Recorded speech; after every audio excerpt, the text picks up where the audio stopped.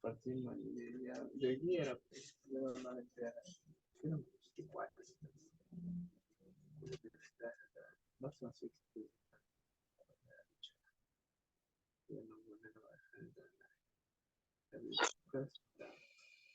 normal, así, pero ya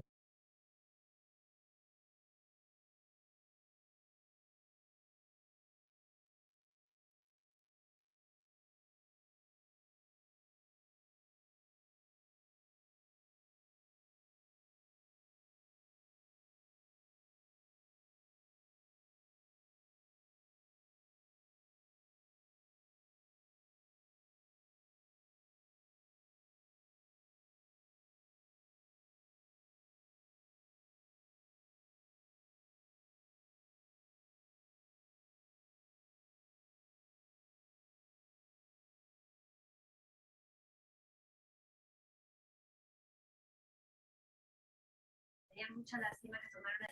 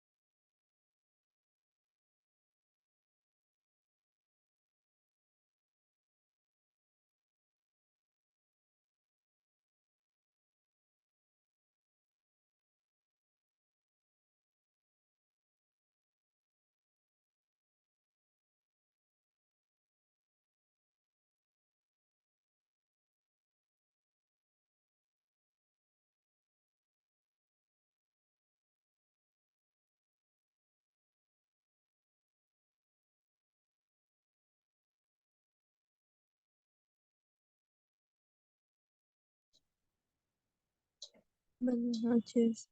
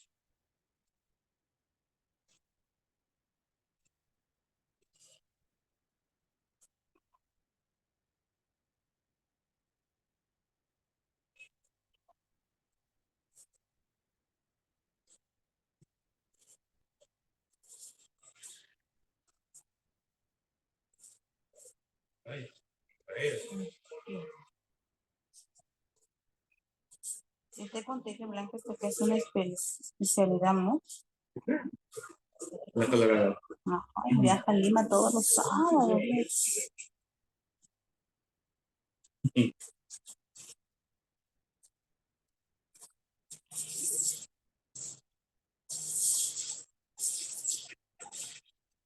Ay,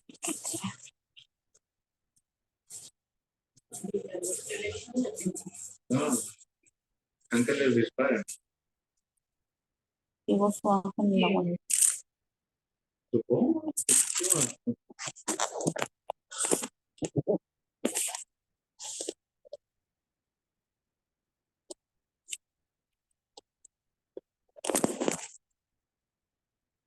Esos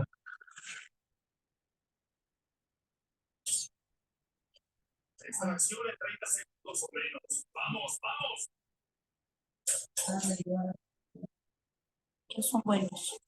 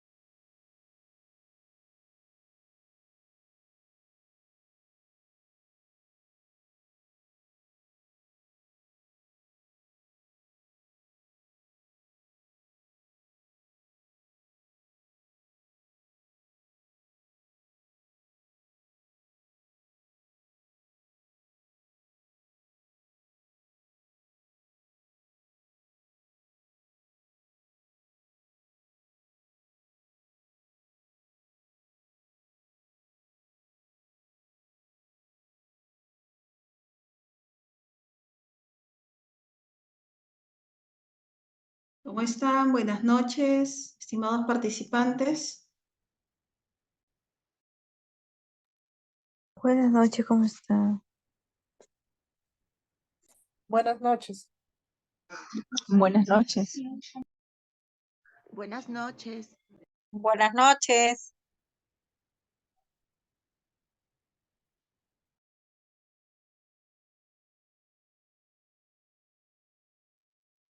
Buenas noches. Buenas noches. Hola, Buenas ¿cómo noches. están? Buenas noches con todos, buenas noches, sean bienvenidos a una clase más de lo que es, en este caso, el curso de TDAH que estamos llevando. Le damos la bienvenida a la segunda sesión. Sí, justamente aquí tenemos el tema de TDAH, el neurodesarrollo y las funciones ejecutivas. Muy bien, sean todos bienvenidos, bienvenidas. Aquí nos están saludando. Buenas noches a todos. Bien, vamos a hacer el preámbulo de la clase para poder dar inicio, ¿sí? Buenas A ver, noches. perfecto, buenas noches con todos. A ver, aquí estamos. Comentarles que el día de hoy estamos desarrollando la segunda fecha, ¿sí? La segunda fecha de nuestro taller. Estamos viernes 19 de enero. Esta sesión es de 10 a 11 de la noche. Estamos llevando a cabo. Nuestro taller se llama TDAH, el neurodesarrollo y funciones ejecutivas. Sí, estamos en la segunda fecha. Ya el día de mañana también tenemos la tercera fecha. Aquellos que aún no han adquirido su certificado pueden hacerlo para constatar que han llevado estos 3 días de talleres. ¿De acuerdo? Estamos atendiendo a cada una de sus interrogantes, así que por favor, aquel que desee puede colocar en el grupo "Quiero mi certificado" para poder ayudarlos. Como les comentaba en la sesión pasada, no se olviden de seguirnos por favor en las redes. Estamos en TikTok, en Instagram, en Facebook como Accedu Oficial. Igual estamos dando todas las novedades que vamos a tener durante este año, ¿sí? Atentos a todos los sorteos y premiaciones que se van a realizar. Bien, recalcar que somos la familia 7.5, el consorcio con más de 5 años de experiencia, impartiendo todo lo que es una educación de calidad a profesionales del rubro educativo y psicológico. Bien, estamos conformados por las familias PED, Accedu, Olimpia. Comentarles que ya tenemos aperturados todos los diplomados del mes de enero y febrero. Estos son todos los diplomados que tenemos. Igual a aquellas personas que me vienen solicitando por interno también les estoy brindando. Mi nombre es Ángela Rodríguez.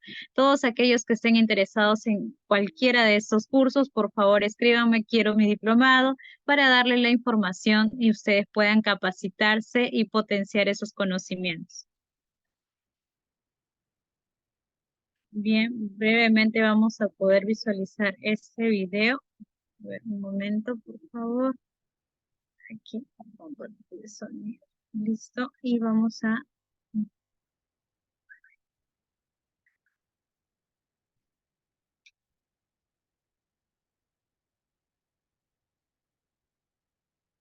no significa conformarse y creer que ya alcanzaste el éxito. Si realmente quieres destacar en el mundo laboral, entonces tienes que ser el mejor profesional capacitado. Da un paso más. Complementa tu educación y elévala al siguiente nivel, estés donde estés. El Consorcio Holding 7.5 te presenta sus diplomados virtuales, enfocados en potenciar tu crecimiento profesional y tu desarrollo dentro del campo laboral. Este es tu momento para ir más allá. El verdadero éxito te espera. La decisión es tuya.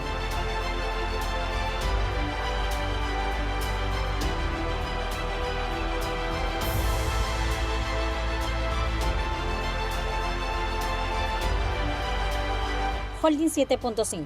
Supera tus límites.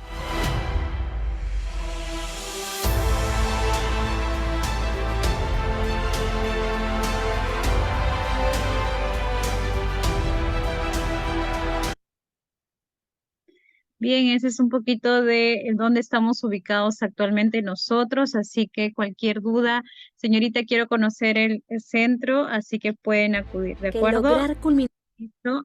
Entonces, sin más preámbulos, vamos a dar pase a nuestra excelentísima ponente Adela Pasano para que pueda dar continuidad a estas sesiones que tiene preparada para nosotros. Adelante, ponente Adela, muchas gracias y buenas noches. Gracias a usted. Muy bien, vamos a iniciar. Esta es nuestra segunda presentación. Recuerden que son 3 presentaciones. El día de mañana vamos a tener la tercera y última. Les han hecho llegar a ustedes unas diapositivas y estas diapositivas las vamos a emplear tanto el día de hoy como mañana. Permítanme un momentito proyectarlas.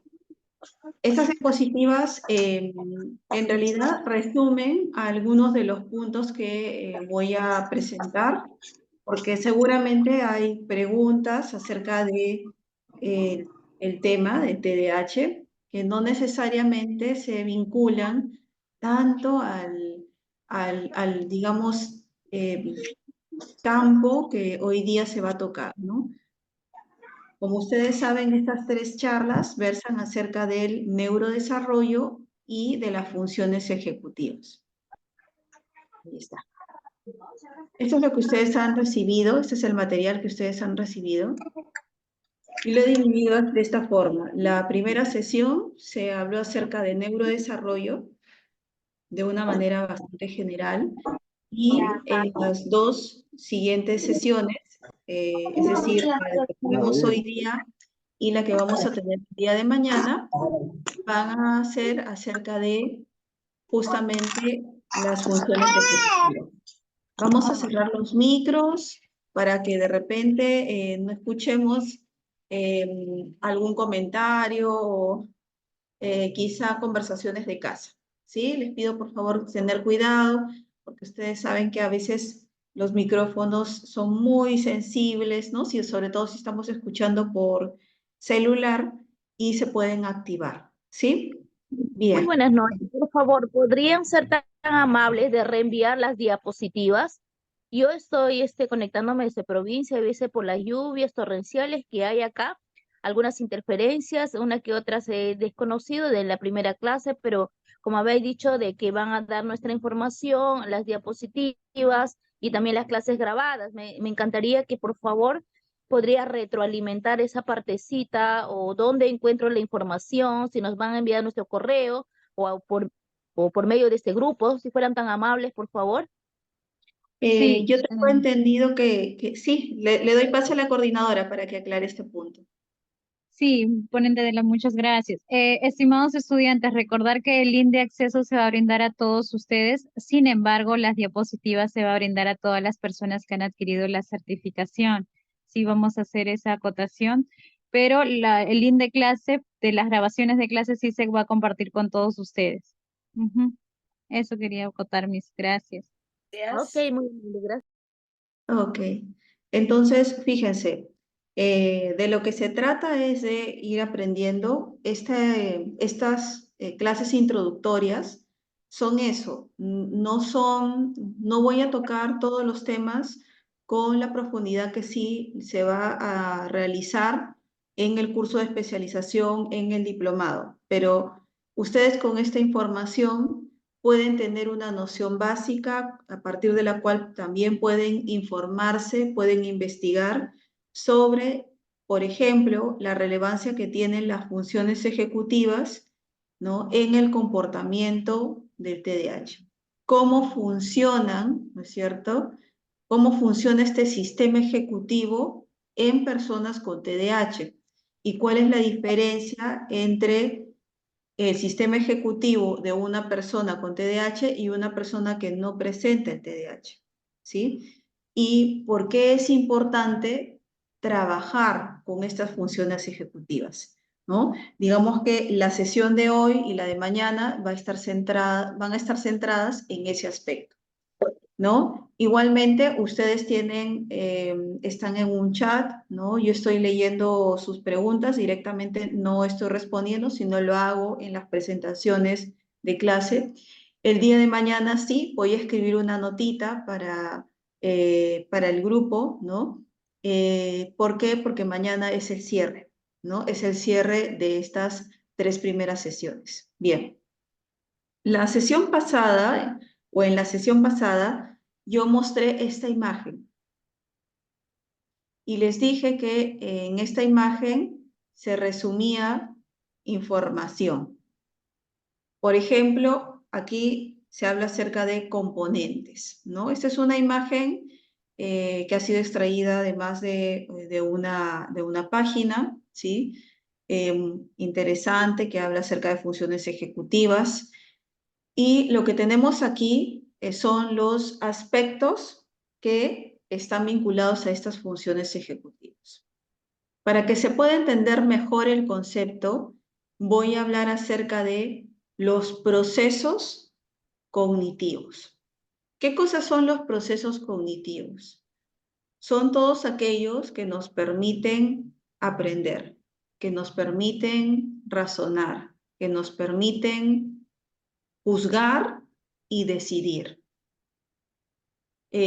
Los procesos cognitivos van a tener, ¿no?, como característica el ser, en algunos casos, más simples, y digo simples entre comillas, porque en realidad tienen su complejidad, y vamos a hablar de procesos cognitivos que son básicos, ¿sí?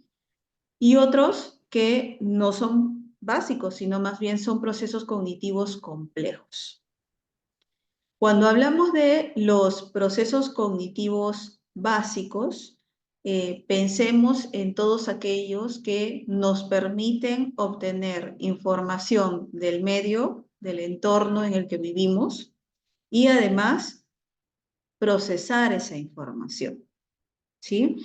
Por ejemplo, en este momento yo estoy hablando y ustedes están sintiendo un sonido o varios sonidos encadenados. Y este sonido que ustedes están sintiendo, lo sienten a través de un sentido, el sentido auditivo, ¿verdad? Es interpretado. O sea, este sonido luego tiene un significado, cobra un sentido, cobra un significado. Esto de aquí, cobrar un significado, tener un significado, recibe el nombre de percepción. Entonces, dentro de los procesos cognitivos básicos, que son los que nos permiten hacer nuestras actividades del día a día, vamos a tener estos, que son la sensación, por ejemplo, el oír, por ejemplo, el sentir que la textura de la mesa que están ustedes utilizando para colocar de repente la computadora o en la que se están apoyando es suave o de repente es áspera, que ustedes estén sintiendo también que el asiento donde están, ¿no?, tiene ciertas características, los olores, ¿no?, que de repente están a su alrededor, la imagen que se está mostrando en pantalla. Todo esto, ¿no?, forma parte de la sensación, que es un proceso cognitivo, básico. La percepción tiene que ver con la interpretación de ese estímulo. Algunas personas interpretan el mismo sonido, ¿no?, de repente como muy fuerte, y otros de repente sentirán que, bueno, es un sonido que es tolerable y que está dentro del rango normal, ¿sí? Esto de sentir que es muy fuerte o que está en un rango normal o que de repente casi que ni lo escucho, ¿sí? Esto es la percepción. La percepción es la interpretación de esta sensación. Luego vamos a tener otro proceso cognitivo básico, que es el del procesamiento. El procesamiento de la información, que va a posibilitar el que esta interpretación que estamos haciendo, ¿verdad?, pueda ingresar a nuestra memoria. ¿Y cómo así? Y es que, ¿qué pasa? ¿Por qué es tan importante este ingreso a la memoria? Porque la memoria lo que va a hacer es guardar, va a reservar esta información para utilizarla cuando sea necesario. Por ejemplo, cuando hemos aprendido a leer y a escribir, ¿sí?, pasamos por un proceso largo de aprendizaje. Primero nos relacionamos con los sonidos, ¿verdad? Nos vinculamos más con los sonidos, luego asociamos esos sonidos con una grafía, con un dibujo, ¿sí?, con un grafo de escritura. Y poco a poco hemos unido estas grafías para poder también armar palabras, ¿ya? Este proceso largo que hemos tenido que atravesar para poder aprender a escribir, ¿sí?, ha requerido de guardar información mientras realizamos esta tarea. Y esta guardar información tiene el nombre de memoria. La memorización es la que nos permite realizar una serie de acciones en nuestro día a día, porque además nos ha posibilitado la supervivencia. Si no tuviéramos la capacidad de memorizar, no podríamos sobrevivir, ¿sí? Entonces, estos son procesos cognitivos básicos. También, obviamente, está, además de la sensación, ¿no?, de la percepción, uno muy importante que tiene que ver con el TDAH, que es el de la atención. La atención no se presenta de una sola forma. Hay distintas formas de atención, ¿no? Por ejemplo, ustedes ahorita me están escuchando, están atentos, y esta atención está enfocada en lo que yo estoy diciendo. Es una atención focalizada. Obviamente hay otros procesos en la escucha que ustedes están teniendo, porque seguramente algunos de repente estarán tomando nota, ¿verdad? Otros estarán pensando en lo que digo y lo estarán relacionando de repente con otras cosas que han visto.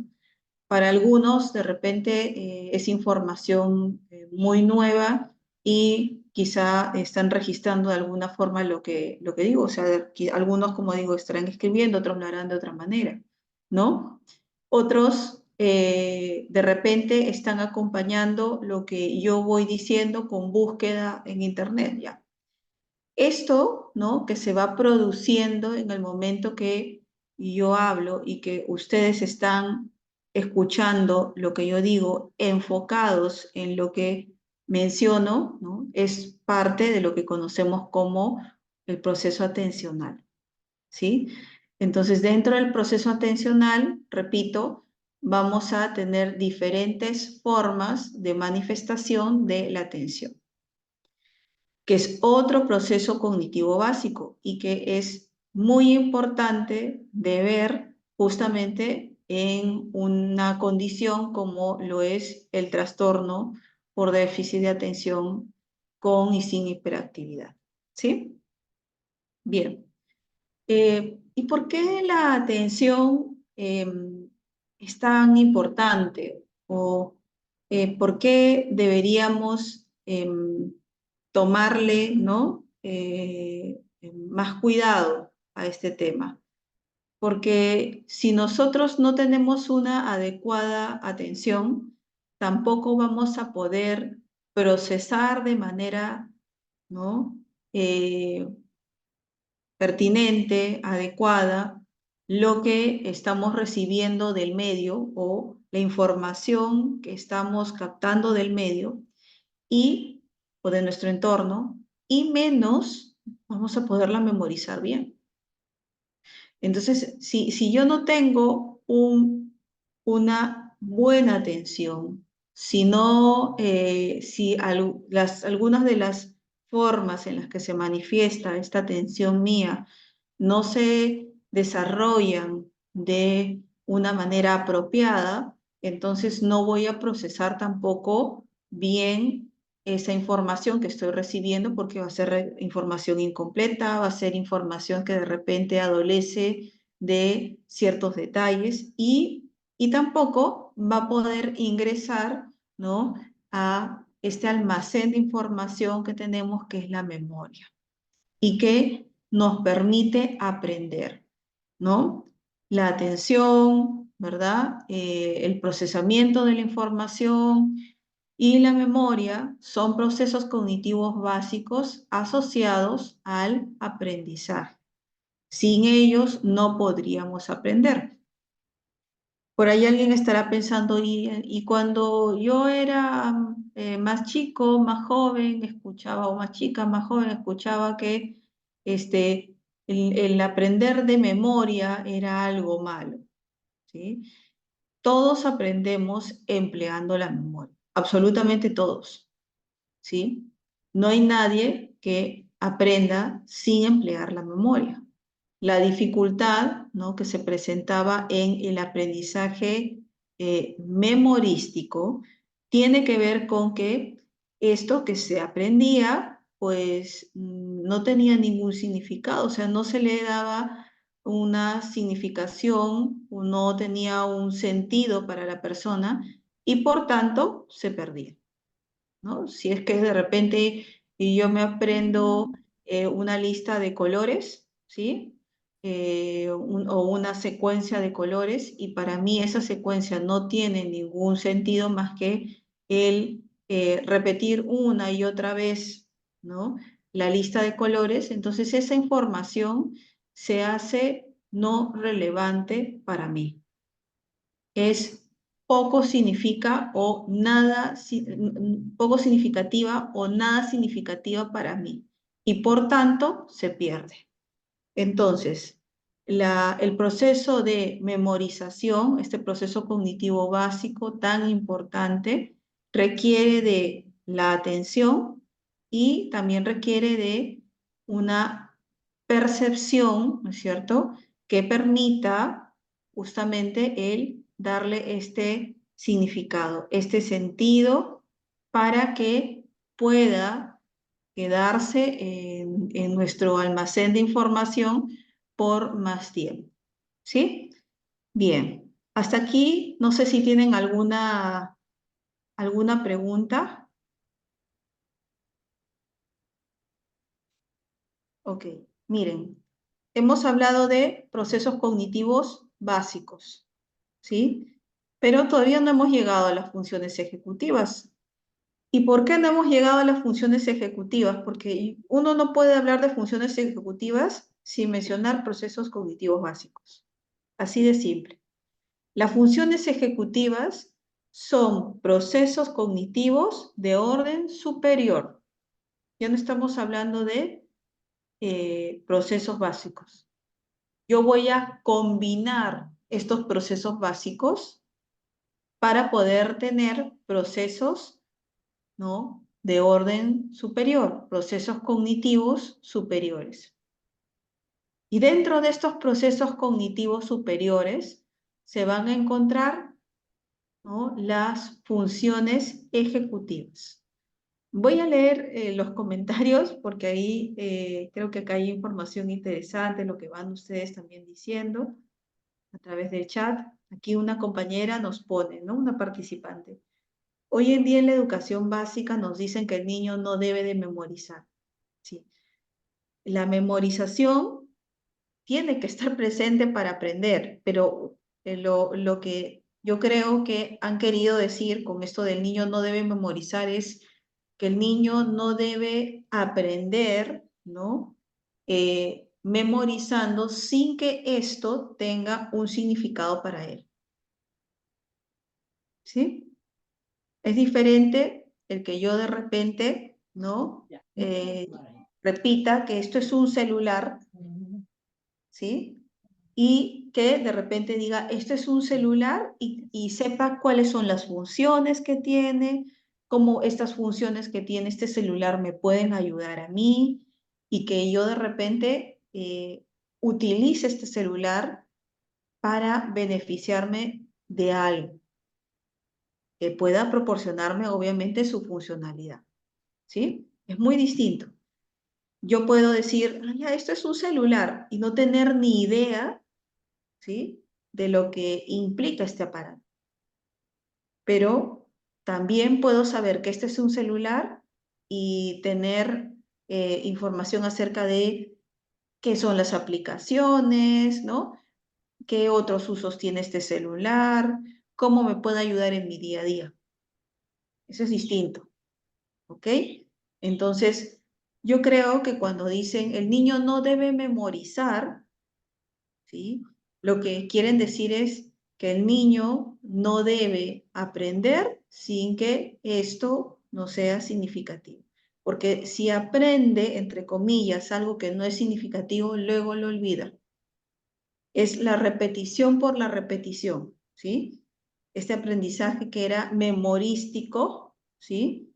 Que no tenía ningún valor para la persona y por eso es que al poco tiempo se perdía. Uno le pregunta a alguien que aprende por aprender, por decirlo de alguna forma, alguien que repite, ¿no? ¿Qué cosa es de repente un objeto o para qué sirve otra cosa, ¿no? Y no tiene esto sentido, ¿no? Para su día a día, no tiene ninguna relación con lo que hace, entonces eso no va a ser significativo y al poco tiempo va a ser olvidado, ¿sí? Eso significa que no se memorizó, no se guardó, ¿sí? Eso es algo distinto. Pero todo proceso de aprendizaje necesita de memoria, ¿sí? Aquí nos pone también otra compañera, ¿no? También que lo que aprendemos nos sirva para la vida. Así es, ¿no? Que nos sirva para la vida. Que tenga una utilidad, ¿no? Otro comentario también aquí nos ponen. Yo entiendo que ellos, más que memorizar, deben comprender lo que están memorizando, algo así como el razonamiento, ¿sí? Entonces, fíjense, muy bien, debe comprender, pero esta comprensión, ¿no? Es la que permite justamente que se almacene esa información en lo que conocemos como la memoria de largo plazo, ¿sí? Porque hay una memoria que es la de trabajo y hay otra memoria que es la que tiene que ver con todos estos conocimientos, con todos estos recuerdos que ya tenemos interiorizados, ¿sí? Pero esta interiorización no hubiera podido ser posible si es que esto que se está aprendiendo no hubiera tenido un significado, no hubiera tenido un sentido para la persona. Sí, María Teresa, ¿te escuchamos?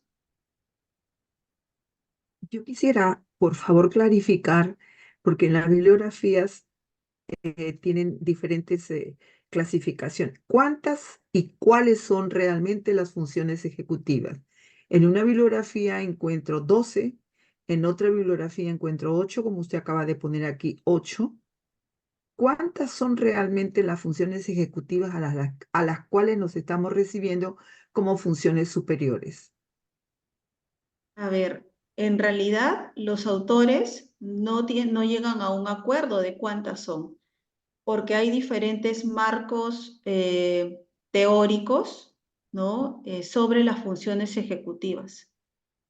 Hay algunos que consideran, por ejemplo, que los componentes yo les he traído para este material, ¿no? Un autor, pero no es el único autor, ¿sí?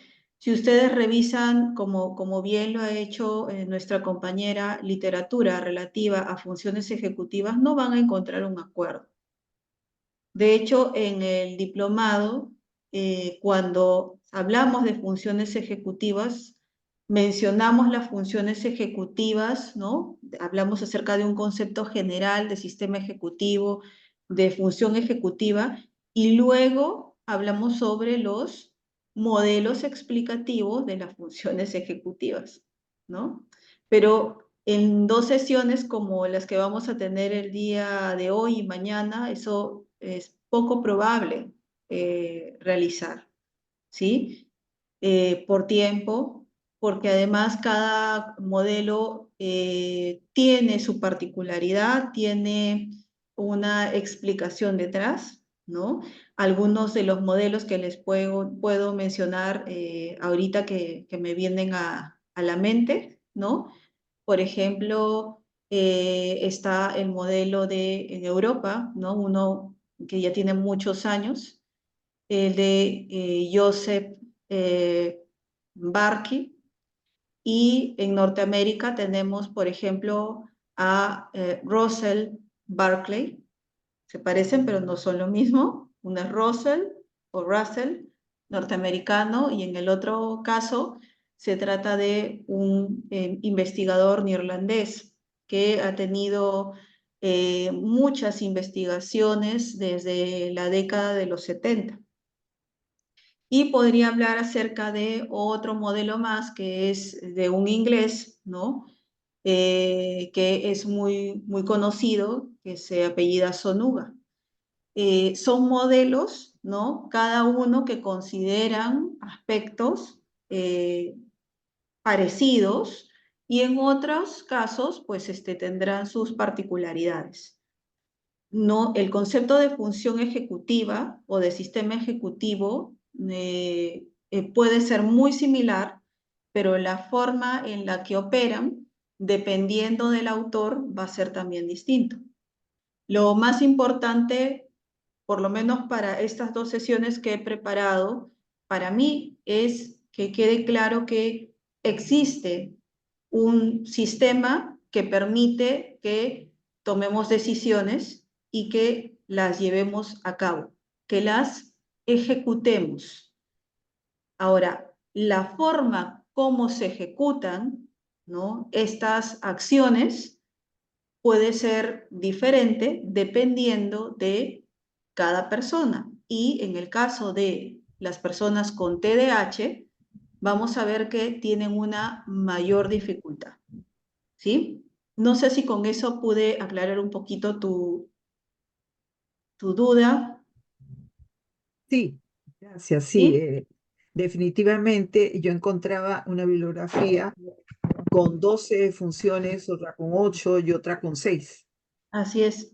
Quisiera aclarar otra cosa. En la clase anterior dice que el neurodesarrollo se da a través de un proceso dinámico de interacción entre el niño y su medio ambiente. Diríamos, entre el cerebro del niño y su medio ambiente, ¿correcto?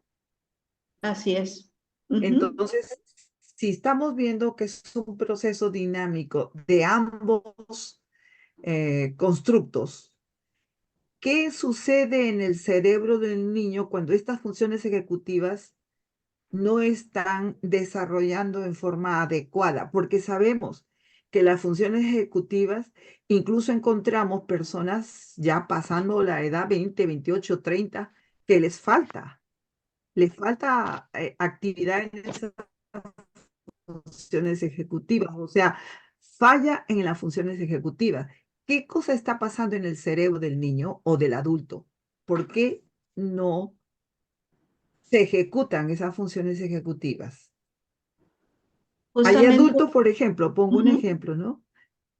Chocan dos personas que chocan su carro.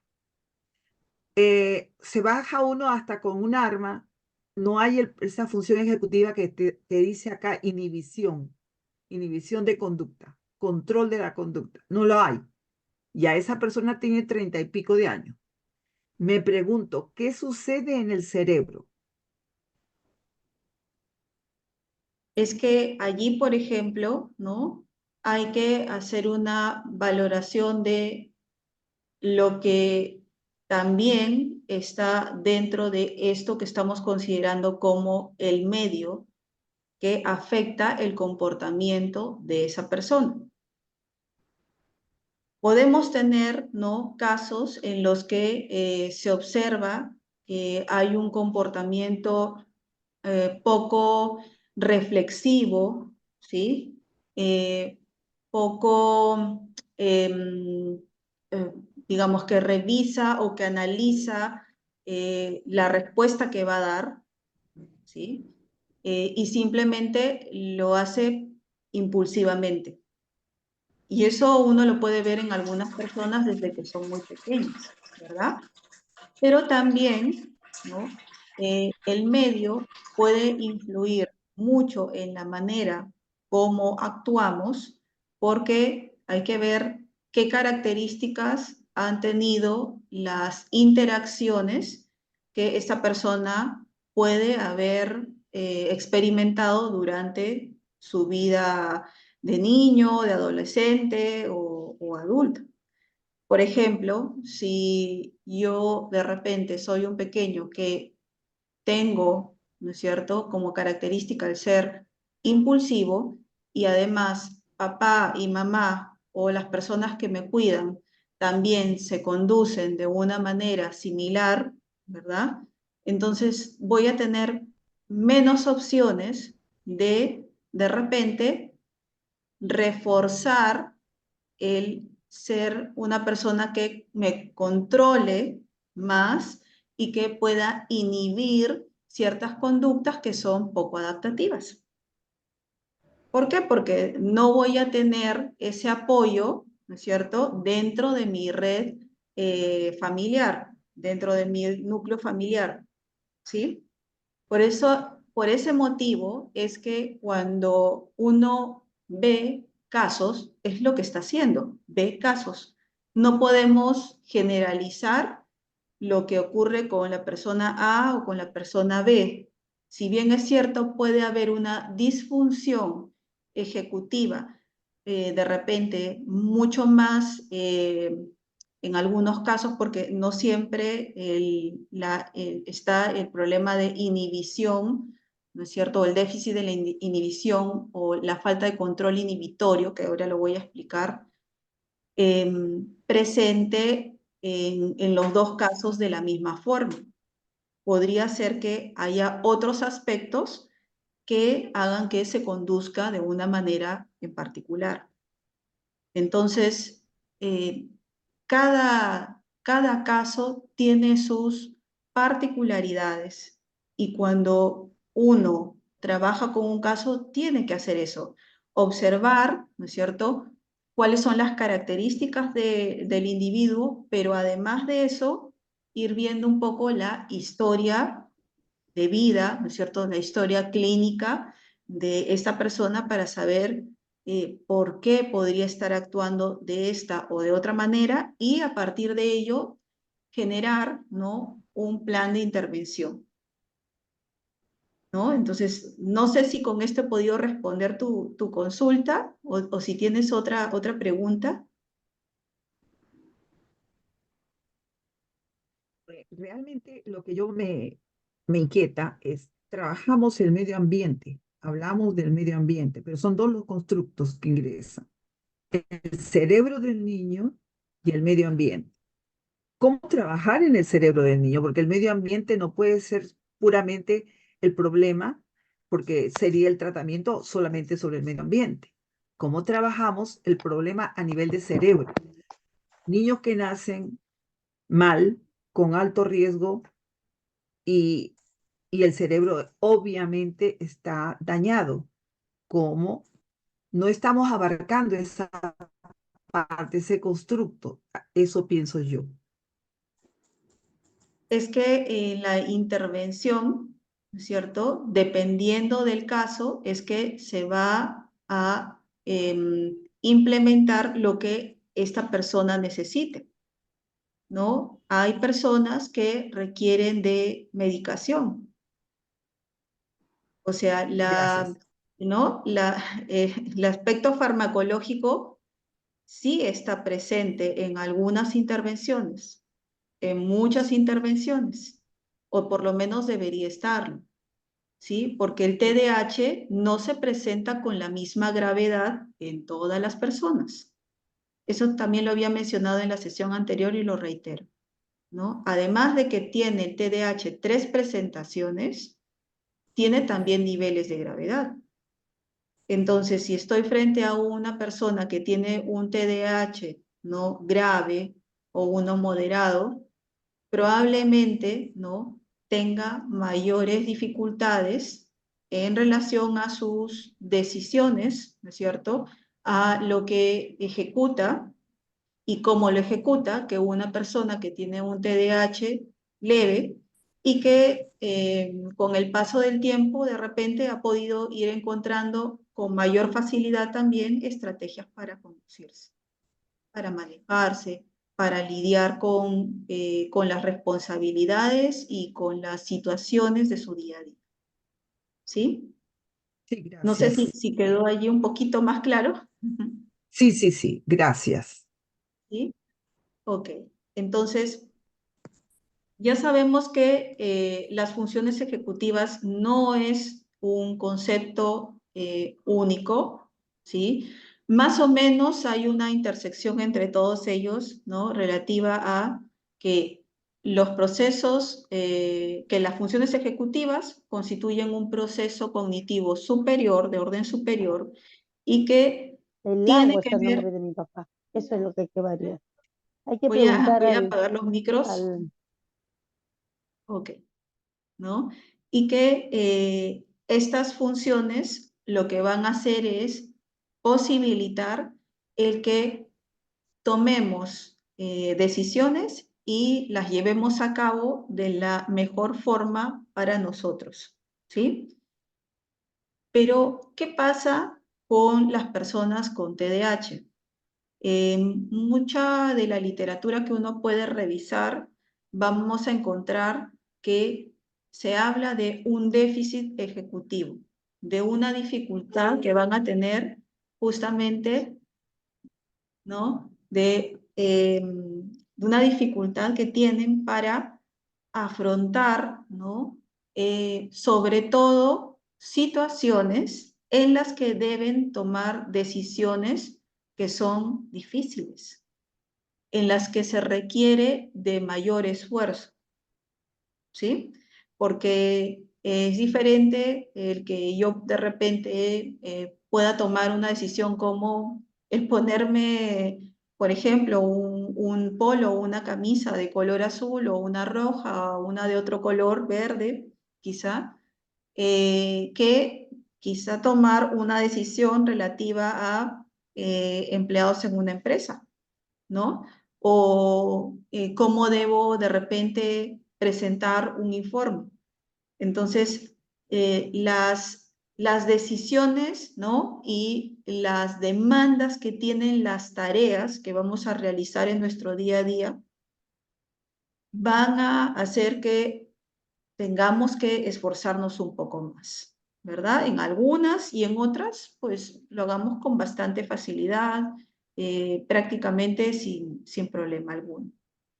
Pero en las personas con TDAH, el hacer estas tareas que son un poquito más complejas, que requieren de mayor tiempo, que requieren de mayor esfuerzo, que requieren de mayor precisión, van a ser un problema, ¿verdad? ¿Y por qué va a ser un problema? Porque primero hay aspectos que se van a tener que considerar. Aquí voy un poquito con el concepto, porque ya vi que la hora está avanzando, ¿no? Esta es una definición general, ¿no? De las funciones ejecutivas. Aquí estoy incluso citando a un autor sobre ¿Qué cosas son? Dice, los niños al crecer van siendo capaces de controlar por sí mismos sus pensamientos, sus acciones y regular su propia conducta. ¿Sí? El niño va madurando, va creciendo, su sistema nervioso también va madurando, va creciendo y o va madurando, crece, digamos, crecen las conexiones, pero aumentan las conexiones, pero ¿qué va a ocurrir con este niño? Va a poder hacer cosas mientras va creciendo que inicialmente no podía hacer, ¿sí? Por ejemplo, un niño pequeñito, si está de repente con un juguete que le gusta mucho y yo le retiro este juguete, ¿sí? Va a llorar. Yo le puedo explicar a un niño pequeño que vamos a comer, que de repente tenemos que vestirnos o que es hora de ir a dormir, pero ese pequeñito no va a comprender que lo que yo estoy haciendo es conduciéndole a otra actividad que es también importante. ¿Por qué? Porque para ese niño el juego en ese momento es lo más importante. Y va a querer continuar en esa actividad. Probablemente ese mismo niño, cuando pasen los años, si es que yo le explico que ya terminó el tiempo para jugar, ¿no? Que habíamos de repente acordado, incluso previamente, que iba a jugar un par de horas, ¿no? O antes del almuerzo o un poco antes de la cena, ¿sí? El niño va a entender esto y va a dejar el juguete, incluso va a guardar, ¿no es cierto?, los juguetes o va a permitir que la persona que lo está cuidando lo ayude a guardar los juguetes y luego se va a dirigir a la otra actividad sin mayor problema, ¿sí? No es que el niño solamente acepte el cambio de actividad, sino que a pesar de que quizá tiene un gran gusto por jugar, va a poder ser capaz de dejar eso, ¿sí? Y dirigirse a realizar otra actividad. Y esto, de lo que estamos hablando, tiene que ver con el regularse.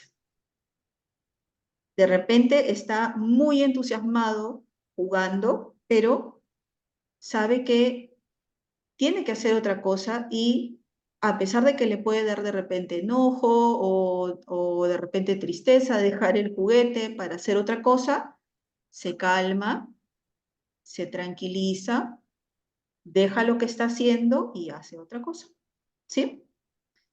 Bien, esto en realidad lo que estoy haciendo es tratando de ilustrar un poquito con una situación cómo funciona, ¿no es cierto?, la regulación. Nosotros, por ejemplo, de repente quisiéramos estar haciendo otra cosa en este momento. Por ahí alguien puede decir, bueno, es viernes y es viernes tarde, me gustaría estar viendo una película, me gustaría estar de repente, no sé, haber salido a pasear con amistades, o me gustaría estar descansando, ¿no? Estar durmiendo en este momento a estas horas. Pero, ¿qué hacen? Bueno, en vez de realizar estas otras actividades que he mencionado, han preferido estar conectados. Esto tiene que ver con regulación, ¿sí? Yo voy a dirigir mi atención, voy a esforzarme por hacer la actividad X y dejar de lado la actividad Y. Y también dejar de lado todos aquellos distractores que podría yo estar incluso escuchándolos, ¿no? Podría estar sintiéndolos, pero que simplemente los hago a un lado porque me quiero centrar en esto que me importa, que me interesa. ¿Ok? Bien. Vamos a leer la segunda parte. Dice, se pueden definir, y esta es una definición, ¿no?, que plantea Bausela, como rutinas responsables de la monitorización y regulación de los procesos cognitivos durante la realización de tareas complejas. ¿Sí? Cuando hablamos de función ejecutiva es, bueno, voy a ejecutar la decisión que he tomado.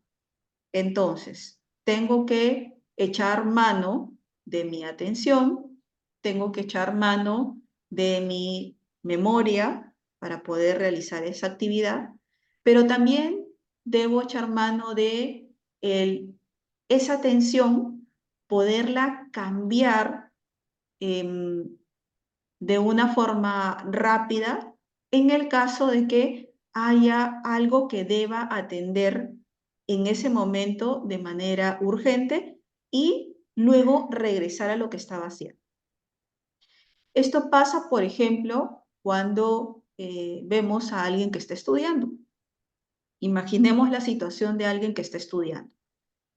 Abre un libro, comienza a revisar la información del libro, ¿no? Si de repente está estudiando un curso de matemáticas, se pone a practicar y alguien llama a esta persona que está estudiando, ¿no? Imaginemos que le vamos a poner el nombre de Juan, alguien le dice, Juan, ¿qué hora tienes? ¿Sí? O me puedes decir la hora, ¿qué cosa es lo que va a hacer Juan? Detiene lo que está haciendo, mira el reloj, responde y regresa a la tarea que estaba ejecutando. Esto que ha hecho Juan también es importante porque lo que nos está mostrando es una flexibilidad para poder continuar con la tarea. Si bien es cierto, la ha interrumpido un momento para responder a la persona que le está haciendo una demanda, una pregunta, ¿sí? Luego regresa a la tarea que está haciendo. Una persona cuyas funciones ejecutivas funcionan muy bien, ¿no? Se ejecutan muy bien, no va a tener ninguna dificultad con esto. Pero ¿qué ocurre si es que de repente, ¿no? Tengo dificultades para atender sostenidamente lo que estoy haciendo? Si es que a Juan le preguntan por la hora, va a responder y luego se va a olvidar de lo que estaba haciendo previamente. Y de repente comienza a conversar acerca del reloj, o de repente sigue con algún tema de conversación diferente y olvidó que estaba estudiando. ¿Sí? Entonces, la flexibilidad es un aspecto importante porque va a permitir que una persona realice, ¿no? una actividad pequeña dentro de lo que estaba haciendo y regrese a lo que principalmente estaba atendiendo, ¿sí? Y también algo que siempre debemos considerar, aparte de la flexibilidad, es el que el que tenga la capacidad de sostener esa atención. Una persona que no puede sostener la atención, ¿no? Fácilmente va a abandonar la tarea. Y lo va a abandonar porque no puede, no está en capacidad de, ¿no? continuarla a pesar de que de repente le interese mucho.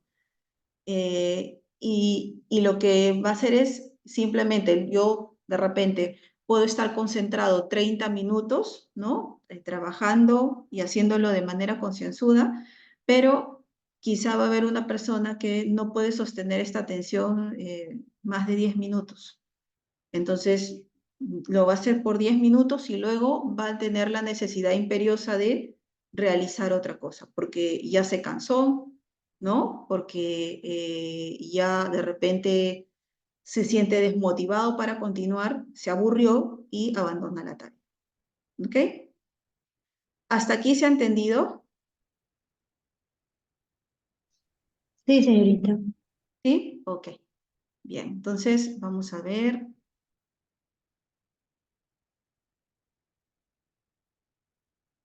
Vamos a hablar acerca de estos componentes de las funciones ejecutivas y repito, ¿no?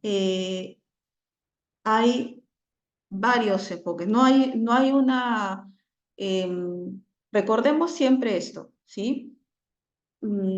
Son aproximaciones teóricas. ¿Esto qué quiere decir? Describen un fenómeno. ¿Cuál es ese fenómeno? Lo que uno observa en una persona que no puede terminar y a veces ni siquiera puede empezar aquello que decide hacer. ¿Sí? Ese es el fenómeno. Eso es lo que pasa.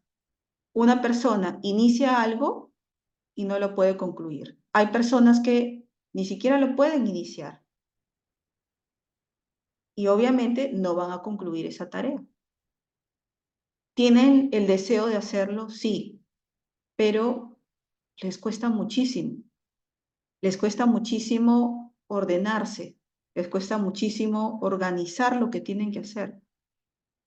Entonces, existe, ¿no?, la situación, el fenómeno. El cómo me acerco a ese fenómeno, pues yo que soy Barclay, digo que ocurre de esta forma. Yo que soy Sonuga, digo que ocurre de esta manera. Yo que soy Anderson, digo que pasa de esta otra. Son aproximaciones teóricas, pero todas tienen cierta importancia. ¿Por qué? Porque nos permiten acercarnos un poquito más y a través de ese acercamiento podemos intervenir, podemos trabajar con este marco teórico y lo que observamos en esa persona. ¿Sí? No te preocupes, Viviana, si tienes problemas de internet se va, no hay problema. ¿Sí? Es que allí, ¿cómo se puede ayudar a esa persona? Va a depender, por ejemplo, de la edad que tiene esa persona. No siempre voy a intervenir de la misma forma, ¿no? Es distinto trabajar con un niño y también es distinto trabajar dependiendo de la edad del niño, ¿no? Que con una persona adulta.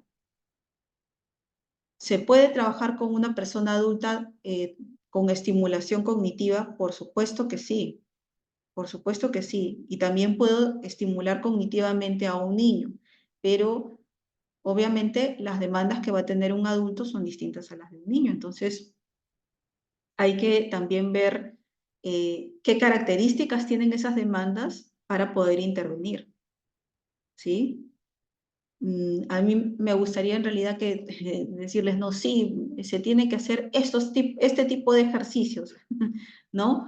O trabajen de esta forma, ¿no? No es así. Depende del caso, depende de la situación, depende de lo que requiera dentro de su vida cotidiana, porque las decisiones que tiene que tomar tienen una responsabilidad, ¿no es cierto? Tienen una demanda, tienen o requieren de un tipo de esfuerzo, ¿sí? Ok, entonces aquí les muestro algunos componentes de las funciones ejecutivas, ¿no? Estos son los componentes de acuerdo con Anderson. Menciona anticipación y gestión de la atención, control de impulsos y autorregulación, iniciación de la acción. Fíjense esto que es bien importante, porque de repente lo de la anticipación y gestión de la atención ya como que lo han comprendido, ¿no? Cómo yo gestiono mi atención, dependiendo de lo que requiera. Requiero focalizar, requiero seleccionar, de repente dentro del grupo de elementos, requiero estar atento, ¿no es cierto?, un tiempo prolongado a esto que me están diciendo. Eso de allí tiene que ver con la gestión de la atención. ¿Me permiten un ratito, por favor? Voy a tomar un poco de agua.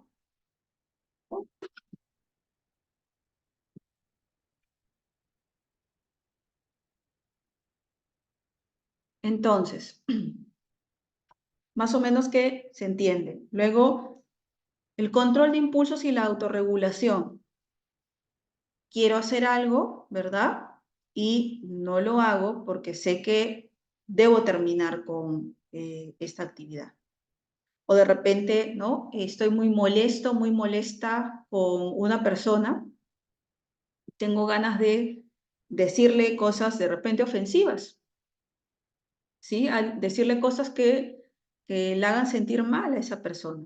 Pero controlo ese impulso, me calmo, ¿sí? Y no lo hago. Control de impulsos y autorregulación. Iniciación de la acción. Yo puedo decir, necesito elaborar este informe y comienzo a hacerlo en este momento. Y lo hago efectivamente en este momento. Como de repente, otra persona puede decir, tengo que hacer este informe. Lo hago en la noche. Llega la noche y dicen, me hace tan difícil hacer este informe. Mejor lo inicio mañana. Y así. Las personas que procrastinan, que no inician la actividad porque es una actividad que requiere de esfuerzo, ¿no? Que requiere de mayor trabajo. Entonces, no lo hacen en ese momento. Dejan que pase el tiempo hasta que ya de repente están en el último plazo para entregar un documento, una tarea, ¿no? Y lo hacen todo en ese poco tiempo que tienen, ¿no? Tal vez les hubiera salido mejor si dosificaban esta tarea y la iban realizando de a pocos, pero pues les resultaba muy difícil, ¿no? Y les funciona, y así vemos a muchas personas, ¿no? Que les funciona más trabajar bajo presión a último momento, ¿sí? Esto tiene que ver con el inicio de la acción. La flexibilidad cognitiva, que ya le he comentado, ¿no? Nosotros podemos estar realizando una tarea, ¿no? Una actividad compleja, pero durante la actividad compleja se pueden presentar situaciones que nos sacan de lo que estamos haciendo, ¿no? Nos sacan de esta tensión y la flexibilidad lo que hace es permitirnos que hemos salido de lo que estamos haciendo, atendemos esta demanda que tengo de repente de forma urgente y luego retorno a lo que estaba bien. La flexibilidad cognitiva también se puede ver de otras formas, ¿no? Por ejemplo, hay personas que hacen las cosas de una sola forma, ¿sí? Y si yo les cambio un detalle de lo que están haciendo, se irritan, se frustran, se molestan, ¿sí? Entonces allí también veo que hay inflexibilidad cognitiva. Esto se puede apreciar en algunos diagnósticos, ¿no? O en algunas condiciones. Por ejemplo, esta forma o esta manifestación de la inflexibilidad cognitiva o de la poca flexibilidad cognitiva que les estoy relatando está vinculada con el trastorno del espectro autista, ¿no? ¿Qué hace una persona TEA? Suele tener un interés, ¿no? Restringido, o pueden tener varios intereses restringidos, y si es que yo de repente cambio algo de lo que suele hacer, ¿no? Siempre, o de repente quiero que intercambie eso que está tomando por otro objeto, ¿no? Que podría también ser interesante para él o para ella, se molestan, se irritan, ¿sí? Esto tiene que ver con la inflexibilidad cognitiva, ¿sí? Luego tenemos la planificación y la organización. Cuando yo organizo, ¿sí? Soy capaz de decir, voy a iniciar con la actividad A, continúo con la actividad B, ¿no? Y así. E incluso puedo no solamente ordenar las actividades del día de hoy, sino también puedo hacerlo con las que vienen mañana y puedo verme, ¿no? Ordenando actividades que de repente voy a tener que realizar la siguiente semana. ¿Sí? Planifico lo que voy a hacer. También soy capaz de, ¿no? Si soy una persona que tiene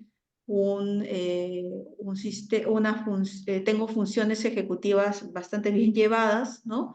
Es decir, llego a tomar la decisión y la ejecuto de manera eficiente, la ejecuto de manera eficaz, ¿no? Selecciono las estrategias que a mí, en este caso en particular, y por eso les decía que la intervención no puede ser igual para todos, ¿verdad? Va a depender de cada caso. Porque de repente lo que para mí resulta ser bueno, resulta ser una buena solución, para otra persona no lo es tanto. ¿Por qué? Porque las decisiones, ¿no es cierto? Y las demandas pueden ser muy distintas. Y la monitorización de la ejecución, que tiene que ver con esta evaluación que hacemos de lo que vamos haciendo. Hay personas que mientras van realizando la tarea, la actividad, voy bien, se van dando cuenta que de repente hay algo que no está tan bien y corrigen y cambian, ¿sí? Hacen ajustes. Esto, ¿no? Es prueba de que tienen, ¿no? Un adecuado empleo de todas estas funciones ejecutivas. Por el contrario, una persona que no es capaz de evaluar lo que está haciendo porque simplemente, ¿no? Lo hace porque lo pensó de esa forma inicialmente y continúa sin reflexionar, sin observar qué cosa es lo que está ocurriendo mientras va desarrollando la tarea. Entonces nos muestra, nos está poniendo de manifiesto que no tiene una buena monitorización de la ejecución de esa tarea que está realizando. ¿Sí? Bien, y con esto vamos a terminar la presentación del día de hoy. Es una presentación escueta, como les he dicho.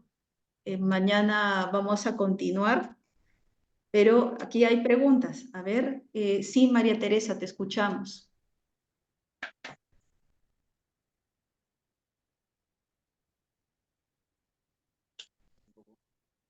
Sí, María Teresa, tu micro está apagado. Has levantado la mano, pero tu micro está apagado. Ah, perdón, sí. Necesito saber a qué edad ya se puede definir como diagnóstico de el TDAH. ¿A qué edad? Usualmente los médicos lo que hacen es, esperan a la edad de 4 o 5 años, los médicos especialistas, los que pueden diagnosticar, ¿sí? Esperan a la edad de 4 o 5 años para poder dar el diagnóstico. Sin embargo, ya hay signos de alarma a los 2, 3 años. O sea, hay características que uno va observando en el niño y que llevan al médico especialista a presumir un diagnóstico. Es decir, no lo declaran como tal, pero cuando evalúan al niño, a la niña, colocan en el documento que hay una presunción diagnóstica y recomiendan, suelen hacerlo, que se empiece una intervención, dependiendo de lo que observan en el niño. ¿Sí? Pero usualmente el diagnóstico se da entre los 4 y 6 años de edad, cuando se llega a diagnosticar, digamos, a temprana edad. ¿Sí? Ahora, hay muchas personas que no tienen un diagnóstico y se enteran de que son TDAH después de que han pasado muchos años y han tenido que que de repente tener experiencias no tan agradables en el ámbito escolar, en el ámbito académico, en el familiar y el personal. ¿Sí? No sé si respondí tu pregunta. Sí, gracias. Okay. Aquí nos ponen algunas consultitas, acá dice, el lunes no me pudo responder cómo se diferencia el TDAH y el déficit intelectual. Es que en el caso del déficit intelectual, ¿sí? Uno observa que existen dificultades que van más allá de la atención, ¿sí? La discapacidad intelectual, ¿sí?, va más allá de la dificultad atencional. Un niño con TDAH, ¿sí?, de repente no atiende a todo lo que le voy diciendo, pero aquello que sí me responde con mucha eficacia, ¿sí? Es más, por eso les decía, hay grados de gravedad, ¿no? Pero en el caso de la discapacidad intelectual, ¿no?, del trastorno de desarrollo intelectual, uno va notando que tiene dificultades en diferentes, ¿no es cierto?, en diferentes ámbitos. Y para eso se tiene que hacer una evaluación también. Usualmente, ¿no?, se utiliza una evaluación intelectual, una evaluación de la inteligencia, con pruebas que utilizan psicólogos, ¿no? Las escalas, por ejemplo, de Wechsler, ¿no?, o el Stanford Binet, o de repente las escalas de Reynolds, son algunas de las pruebas que se suelen utilizar para medir lo que se conoce como el coeficiente intelectual o cociente intelectual, y a partir de eso se identifica que la persona tiene discapacidad intelectual, ¿sí? Vamos a tener las manitos levantadas y luego cerramos la clase, porque recuerden que mañana tenemos otra. Y Juliana, te escuchamos. Buenas noches. A mi niña le hicieron una evaluación sobre atención concentración a los 6 años, digamos, ¿no? Y conforme ella ha ido creciendo, ahora ya es una señorita, ya terminó sus estudios de secundaria, pero ella me decía, mamá, tengo dificultades para concentrarme, tengo dificultades para organizarme al realizar las tareas. Eso puede ser que se le hizo un mal diagnóstico y está presentando recién síntomas, puede ser, o puede deberse a otros factores. Estimada Juliana, yo lo que recomendaría es que se le haga una reevaluación, ¿sí? Ya, muchas Una gracias. reevaluación, sí. O sea, digamos, no digo que haya un mal diagnóstico, lo que estoy diciendo es que podría haber algo más que en aquel momento no se vio, o que de repente hay algo que no se está considerando actualmente. Entonces, siempre la recomendación es que haya una reevaluación después de un tiempo, ¿ya? Más o menos, en algunos casos, ¿no?, incluso la persona que diagnostica dice, por favor regrese de aquí a 6 meses, ¿no? El médico especialista regrese aquí a 6 meses, o regrese de aquí a, de repente, 1 año, 8 meses, dependiendo, ¿sí? Reevaluación sería lo que yo sugiero. Muchas Carla, gracias. a ti, Juliana. Carla. Sí, buenas noches. Entonces, volviendo a lo del diagnóstico, se podría dar el diagnóstico incluso a los 2 y 3 años, recordando de los 6 meses continuos que habla la sintomatología en el DSM-5. O sea, ahí no habla acerca de edades, habla acerca de tiempos, ¿no? Y si hay 6 meses continuos de sintomatología, ¿se puede dar el diagnóstico? Es que cuando son pequeñitos, cuando son muy pequeñitos, digamos que las conductas, ¿no? Que puede tener un niño pueden parecerse en un diagnóstico con otro. Entonces, recuerden que digamos, el diagnóstico es una etiqueta, ¿no? Que encierra la descripción o la caracterización que está en estos manuales que ustedes están mencionando, que es el DSM-5 y la CIE 11. Pero cuando los niños tienen 2, 3 años, uno va viendo que hay ciertas características que nos llevan a pensar, pero todavía no, lo recomendable, ahí está, mejor es, lo recomendable es no diagnosticar, pero sí intervenir, ¿ya? No diagnostico, pero sí recomiendo que se haga la intervención. Y eso ustedes lo van a notar porque el médico que hace la evaluación, ¿sí? Hace la evaluación y pone presunción diagnóstica o se presume o características, ¿no? Relacionadas con el diagnóstico X. Y pone, el médico especialista pone qué intervención necesita, ¿no? Se recomienda terapia de tal cosa, ¿no? Intervención en esta área, etc. ¿Sí? Y ya Perfecto, cuando el niño, gracias. ¿sí? Y ya cuando el niño es más grandecito, ya, ahí se evalúa y se ve efectivamente, a ver, ya el niño ha pasado por la intervención, veamos, ¿no? Veamos qué ha ocurrido con este niñito, ¿no? Y ahí recién ya el médico diagnostica, ¿ok? Bien, y la última consulta, que es la de, a ver, Rocío. Rocío.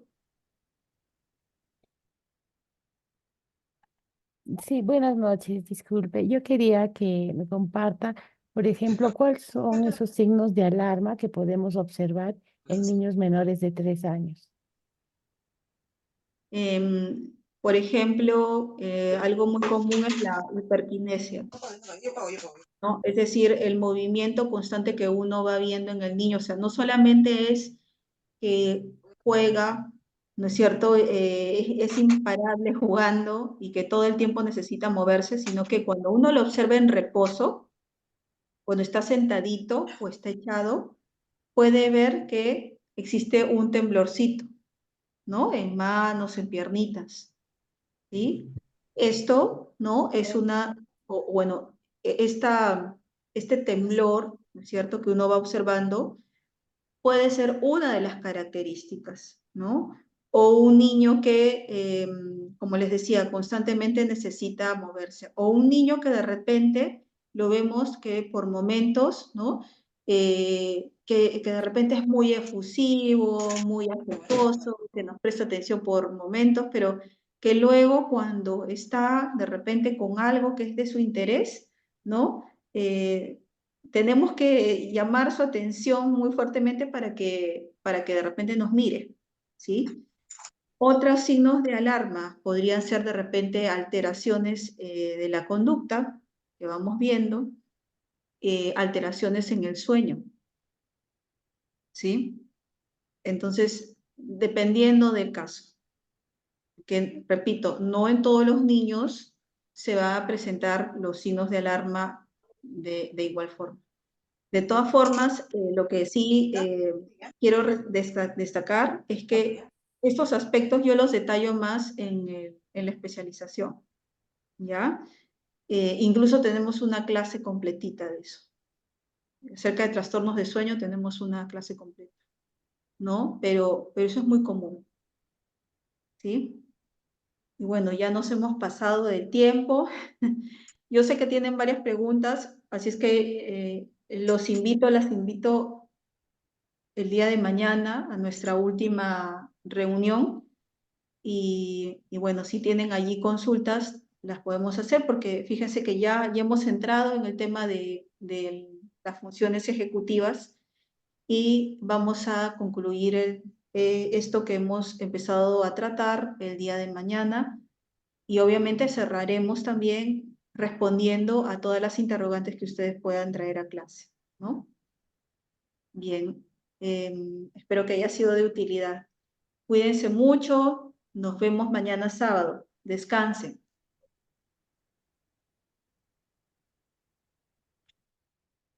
Gracias, hasta mañana, Miss. Gracias, Miss. Hasta mañana. Gracias. Hasta mañana. Buenas noches con todos. Ya, buenas noches, hasta mañana. Gracias. Gracias. Gracias, hasta mañana.